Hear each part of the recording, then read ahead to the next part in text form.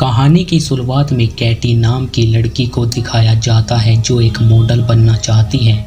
वो कुछ फ़ोटो अपनी फ्रेंड को दिखाती है जिन्हें देखकर उसकी फ्रेंड बोलती है, तुम्हारी फ़ोटोज़ काफ़ी अच्छी हैं पर तुम्हें और भी अच्छी फ़ोटो खिंचानी चाहिए। जिससे कैटी उससे किसी फ़ोटो शूट वाले के बारे में पूछती है जो उसकी फ़ोटो खींच सके, पर उसकी फ्रेंड बोलती है अब फ़ोटो शूट के लिए लोग काफ़ी ज़्यादा फीस मांगते हैं। ये सुनकर कैटी काफ़ी दुखी होती है, पर उसे एक ऐड दिखती है जो फ्री फ़ोटो शूट का होता है और कैटी वहां से नंबर नोट कर लेती है। जिसके बाद कैटी उन्हें कॉल करती है पर वो लोग कैटी को अपनी फ़ोटो भेजने को कहते हैं और कैटी उन्हें अपनी फ़ोटो भेज देती है। जिसके बाद वो कैटी को मिलने बुलाते हैं। अगले दिन कैटी उस जगह पर आ जाती है जहां वो पहले से ही एक लड़की को देखती है और कैटी उन लोगों से मिलती है जो तीनों भाई होते हैं। जिसके बाद इवान कैटी की कुछ फ़ोटोज़ खींचता है, लेकिन इवान बोलता है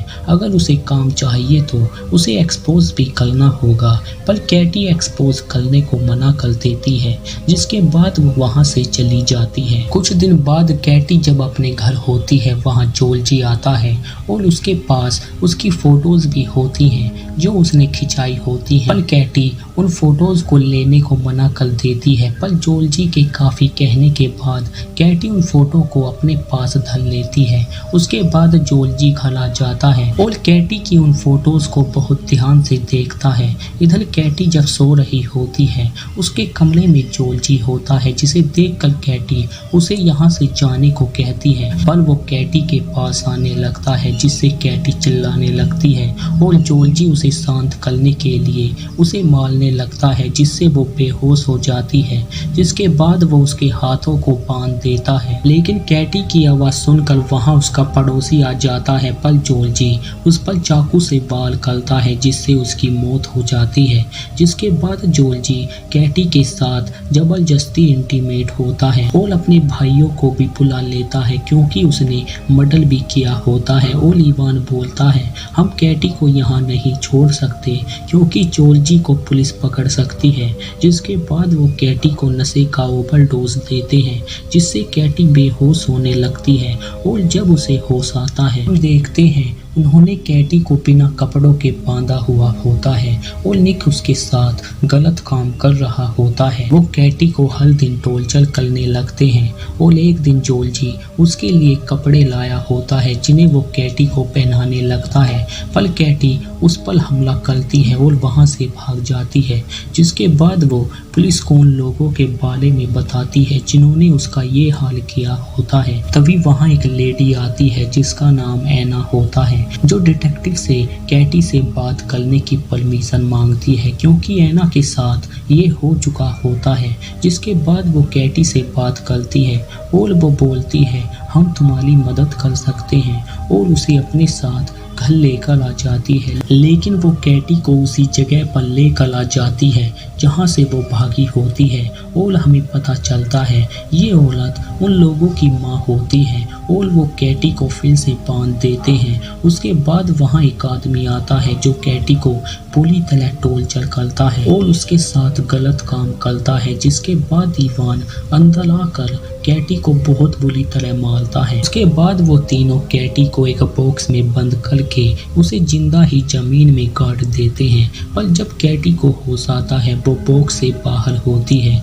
क्योंकि जहां उन्होंने कैटी को दफनाया होता है उसके नीचे एक बेसमेंट होता है जहां से वो बाहर निकलने का रास्ता ढूंढने लगती है और उसे वहां एक चर्च दिखता है जहां वो एक फादर को देखती है और फादर कैटी को कपड़े और खाना देता है और उससे अच्छी तरह बात करता है, पर कैटी खाना और कपड़े लेकर फिर से बेसमेंट में चली जाती है। जिसके बाद कैटी को हम चर्च में देखते हैं और वहाँ फादर भी होते हैं जिससे फादर बोलते हैं मैं पुलिस को बुला सकता हूँ जो तुम्हारी मदद कर सकती है, पर कैटी पुलिस को बुलाने को मना कर देती है और वहां से चली जाती है।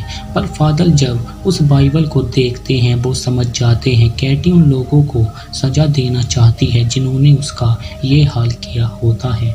अगले दिन हम जोलजी को देखते हैं जो एक कॉफ़ी शॉप में होता है।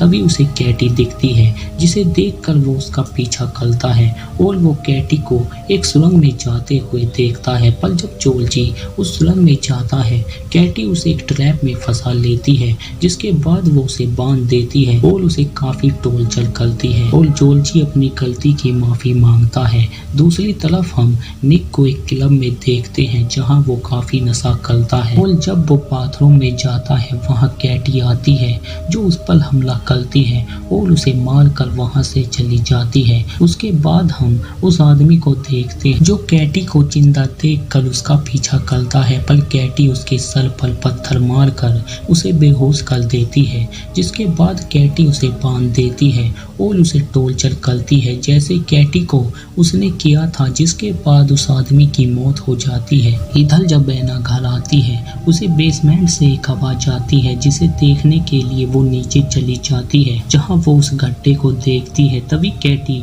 उसे नीचे गिरा देती है और उसे बॉक्स में बंद कर देती है। कुछ देर बाद जब इवान वहां आता है वो बेसमेंट से होते हुए जोलजी तक पहुंच जाता है। तभी कैटी उस पर वार करती है जिससे वो बेहोश हो जाता है। इधर फादर उस पुलिस वाले को एक लड़की के बारे में बताते हैं जो किसी मुसीबत में है, जिससे वो पुलिस वाला समझ जाता है फादर कैटी की बात कर रहे हैं जो उससे मदद मांगने आई थी। जिसके बाद फादर उसे कैटी के बारे में बताते हैं और वो उसे ढूंढते हुए सुरंग में चला जाता है। इधर कैटी एना के सामने उसके बेटे जोलजी को मार देती है और उस बॉक्स को बंद कर देती है, जिसके बाद वो इवान के पास जाती है पर इवान उसे अब भी गालियां दे रहा होता है, जिससे कैटी उसे बहुत बुरी तरह टॉर्चर करती है। लेकिन वहां वो पुलिस वाला आ जाता है जो कैटी को गन पॉइंट पर लेता है, पर इवान कैटी को पकड़ लेता है और उसे मारने की कोशिश करता है, लेकिन वो पुलिस वाला कैटी को बचाने के लिए इवान को शूट करता है जिससे उसकी मौत हो जाती है। जिसके बाद कैटी वहां से चली जाती है और उस पुलिस वाले को वहां एना भी मिलती है जो उन लोगों के साथ मिली होती है। इसी के साथ ये मूवी यहीं पर एंड हो जाती है। उम्मीद करते हैं आपको ये एक्सप्लेनेशन अच्छा लगा होगा।